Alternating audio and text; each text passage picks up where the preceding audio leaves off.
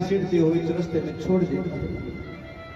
गऊ जब घर से निकलती है ना, घर से निकलती है, कभी ध्यान देना, लाचार गऊ है, उसका हमने 8-10 साल तक दूध पान किया और पीने के बाद में गौ माँ को जब लाचार हुए तो घर से निकालते हैं, दरवाजे पर खड़ी होकर के कातर दृष्टि से देखती है और कहती है कि हे मानव, हे प्यारे, तुमने इतने समय तक मेरा दूध पान किया, अब मैं लाचार हो गई तो तुमने मेरे को घर से निकाला है।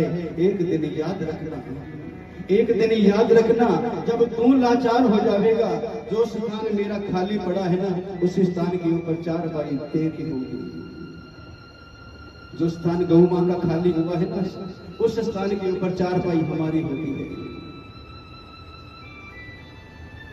क्योंकि इस गौ मां को इतना दुख देख करके वो काटती है ना कसाई, कि वो रो रो करके भगवान से प्रार्थना करती है।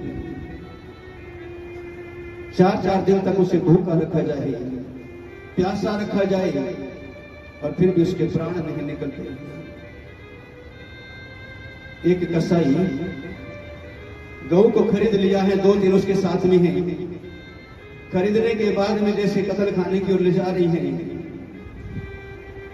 रास्ते के अंदर गौ मां के पैर बांध दिए हैं, गौ मां को रास्ते में छोड़ दिया है जंगल में। और उनको जब भूख लगी है ना, तो एक दूसरा कसाई है ना, उसको वहां छोड़ दिया।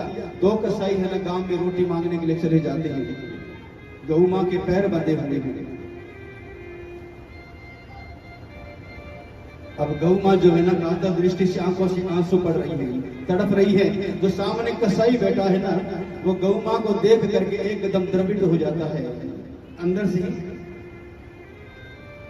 आवाज आती है कि भैया मैंने तेरा क्या बिगाड़ा, इस गौ मां ने तेरा क्या बिगाड़ा। भगवान की ऐसी कृपा हुई कि उसने जाकर के उस गौ मां को रस्सी को खोल दिया है और वहां से भगा दिया।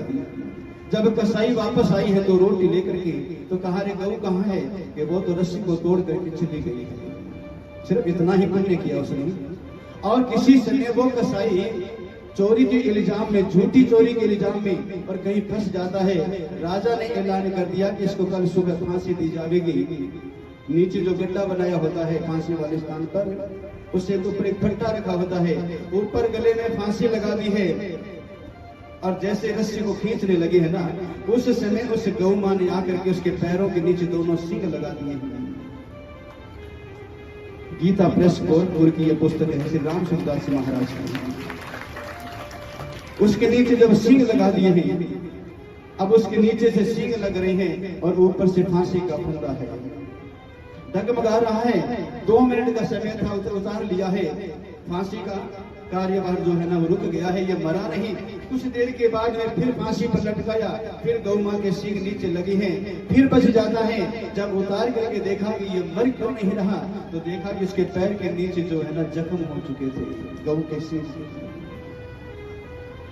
अचानक उसे याद आया है कि शायद मुझे ऐसा लगता है कि उस गौ मां की शायद मैंने एक दिन सहायता करी, आज उस गौ मां ने आकर के मेरी सहायता करी है। अपना फर्ज उसने अदा कर दिया है। थोड़ा सा पुण्य अगर कर्म करते हैं ना, उसका फल भी गौ माता हमें दे देती है। आयु कम है, आयु बढ़ जाती है। किसी की कुंडली के अंदर